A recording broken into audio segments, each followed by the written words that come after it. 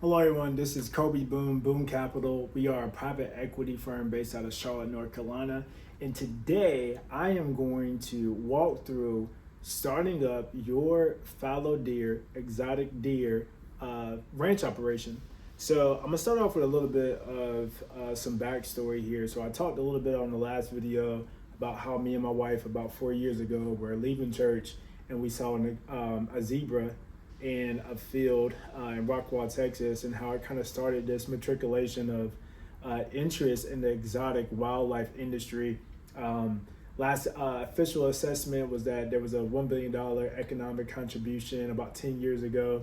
There's many experts now who are saying that this industry, if you will, has already surpassed $10 billion in economic contribution, and as well as in the next 20 years, that the exotic wildlife industry will eclipse that of South Africa. And that was actually confirmed for one of my buddies that I met at the Dallas Safari Club. He's a professional hunter, a PH out of South Africa. We actually had a conversation about that yesterday, where we were just kind of talking about the industry in general, a lot of things that have taken place. A lot of people are, it's an interesting time. A lot of people are canceling hunts, and as you see currently right now, and it is April of 2026, even in my own, planning for my first kudu hunt in 2027, it's like, as a father, as a husband, with a young family as well, it's like, hey, if I can jump on a flight for 2 hours to Texas and go on one of these private ranches, whether it's 30,000 acres, 100,000 acres, or less, whatever the case may be, and hunt an animal with amazing size, right? And save Delta Comfort Plus, whatever the case may be, and a 14-hour flight to Africa.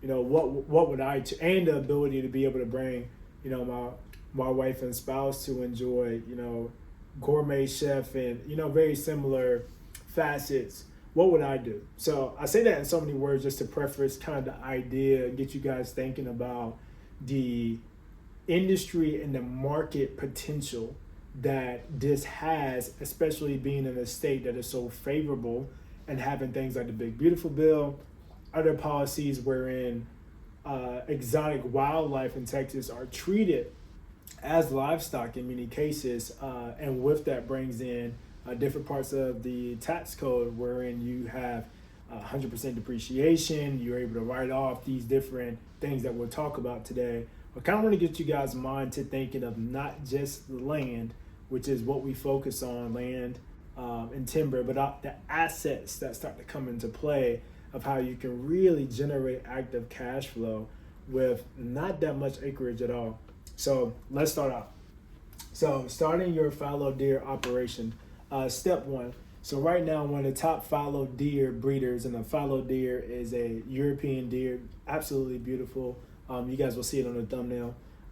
Fallow deer with this particular breeder are starting at $3,000 per pre-bred doe. So we're looking at a doe that either through artificial insemination, whatever the case may be, has already been pre-bred. So right now, those are going for about $3,000 with a $1,500 deposit, 50% if you will. So for this example today, we're going to use a 10-acre enclosure, so a 10-acre pen, if you will. Pre-bred does, you're going to be looking at September through November. You want to purchase in late winter and look towards your fawning, which happens kind of late. They're saying it's going to be about May through July. So with our conversation of what our herd goals are, so our herd management, our herd goals, we're looking at a minimum order of 5 does, 5 pre-bred does. We have a pretty, I would say modest, maybe some would say aggressive, depending on who you're talking to, strategy here. So they're going to deliver these animals late February, early April. This particular breeder has a guarantee on health and departure. So a live arrival, just like anything else, if you guys have ever bought a dog or a fish and brought them onto the aquarium or anything else, you obviously want to make sure that that animal transitions well. We're investing a lot of money into this. So we want to make sure that animal transitions well and survives in full transparency.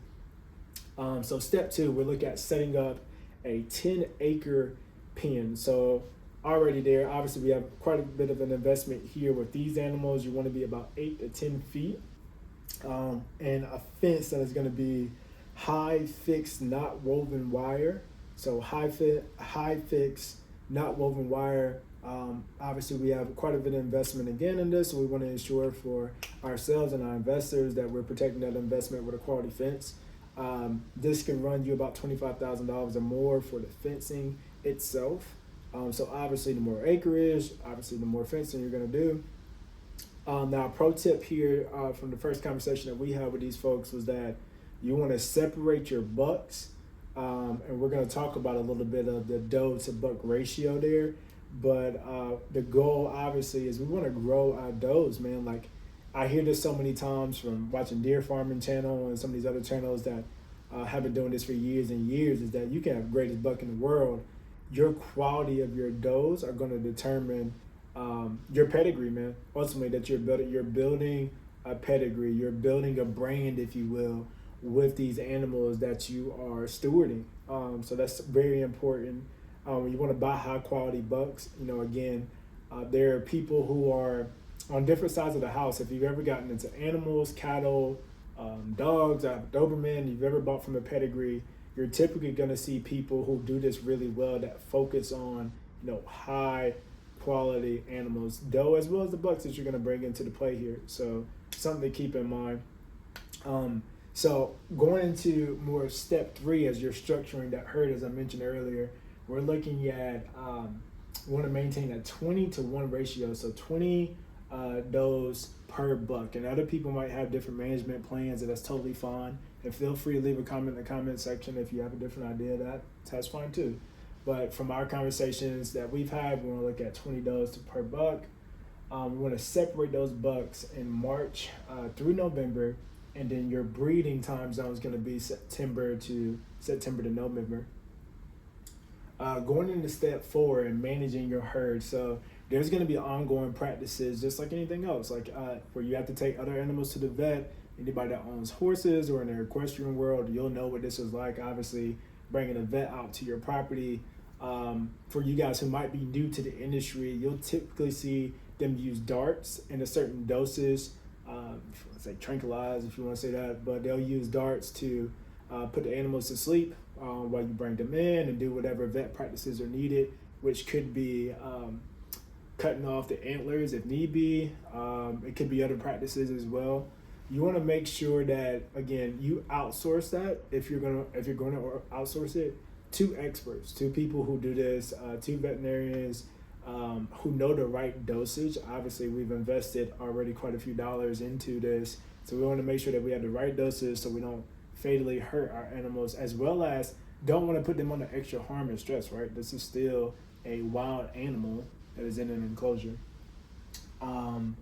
So yeah, that being said, this could also be artificial insemination as well. There's just other practices that come into play, even with the hooves. Like, this is no different. If you guys have experience with horses or, again, cattle, I grew up with family members that had horses and all the things. Like, this is no different practice, if you will, just because it's a wild animal, than what you would see with just caring for your animals in general. And you'll see that stewardship and that care pays dividends later down the line for sure.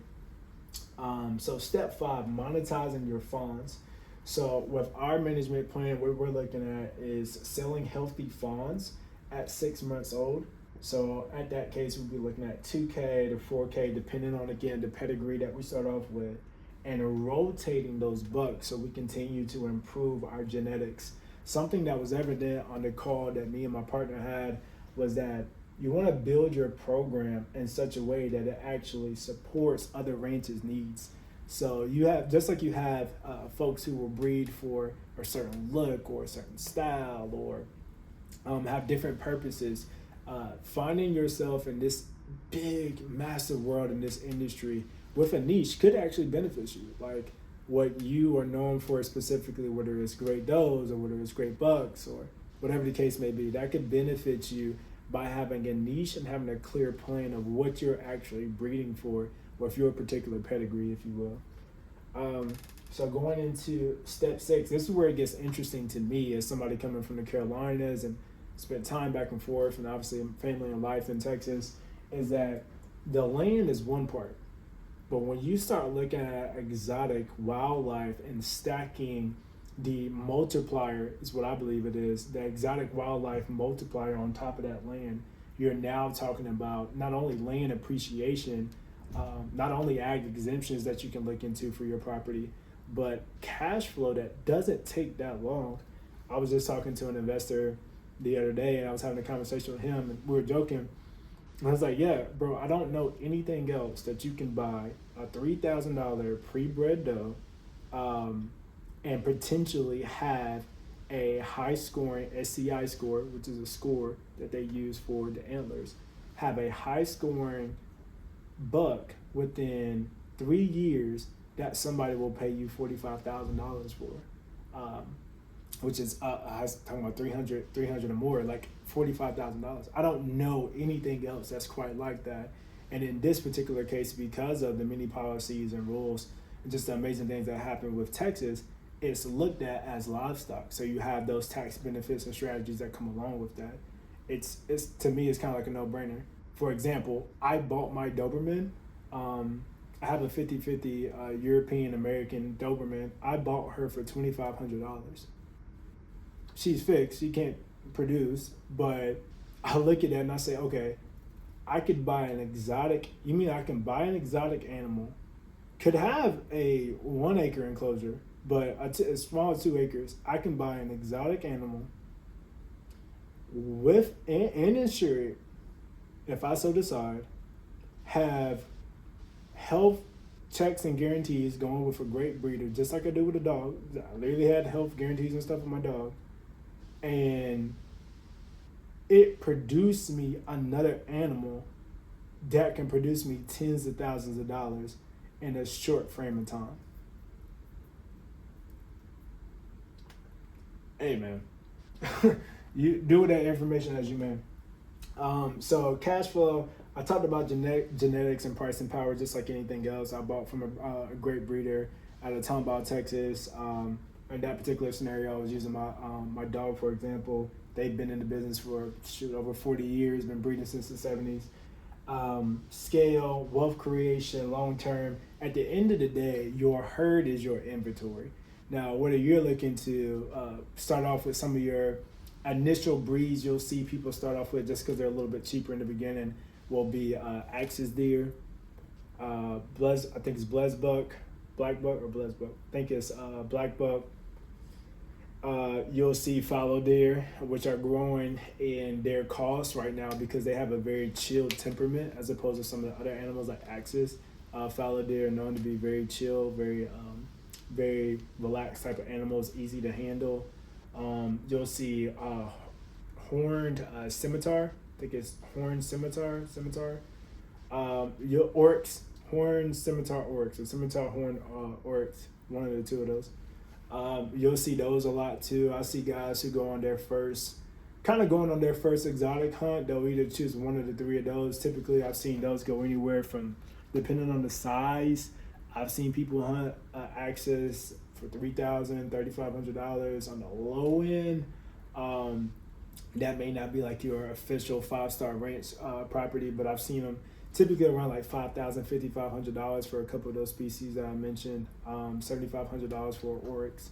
So when you look at, and that's not that old of an animal, guys. So when you look at your return of this animal within just a few years and stack that on top of the property, if you will, with, the different tax strategies that you can take with, if you guys are experiencing capital gains or, looking at different tax strategies in general, it's one of those things that can benefit you in multiple facets. So for me, when I look at our strategy, just to tie this up, when I look at our strategy, what does Boom Capital do?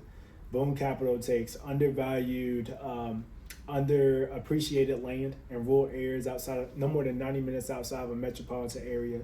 So here in the Carolinas, we're looking at Raleigh, Charlotte, Columbia, South Carolina, Charleston, for example, where we have purely native species. This is the East Coast here. So purely native species. In parts of North Carolina, obviously you've got bears, but for the most part, we're talking deer, turkey, shoot, doves, some upland birds, but most specifically, we're talking about deer, turkeys, and then maybe a large animal like a bear for the most part. We go to Texas, you have a whole new arena on a property, again, that doesn't have to be as large of acreage, where you have multiple ways of revenue and cash flow on a piece of property, both that you've brought to the property in an enclosure, as well as still being able to provide the opportunity for native species hunts as well.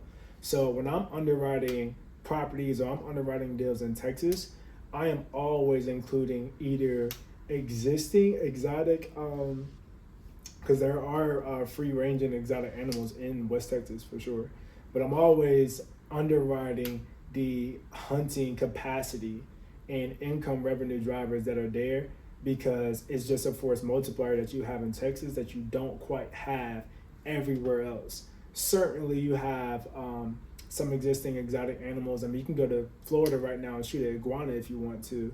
And you have crocodiles in the low country of North Carolina and South Carolina as well. But Texas is just on another level when it comes to exotics and the potential that's there. And I would say the demand of those folks who are traveling from all over the world literally to come and hunt at some of these ranches. So I hope you guys enjoyed this video. I hope it was helpful to you if you've thought about exploring this, or even just a bit of education around what's possible. We'd love to get you guys connected with some of the experts that we've talked to, the numbers that I pulled this from the particular ranch that we work with. That was NT, what was that, NT? I think it was NT Exotics Ranch. But some of the folks that we talk to that are in the industry, I encourage you to check out some of the different organizations that are out there. The Exotic Wildlife Association, Dallas Safari Club. There's so many organizations that are out there that are advocating for these species.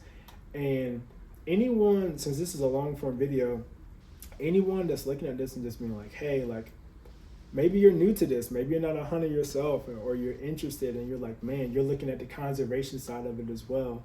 I think you can look at the potential and look at the numbers of these animals, many of which in some cases were going extinct, whether in their own native areas or in Africa. There were many species coming out of the 90s that almost were no longer here anymore and extinct. So there's an aspect of this of doing well financially, but also doing good from a conservation standpoint as well, which is always something as a faith-based Christian-led organization that we are always looking to how we can do both well and do good at the same time. So if you like this, let me know, put something in the comments section. We'd love to talk to you more.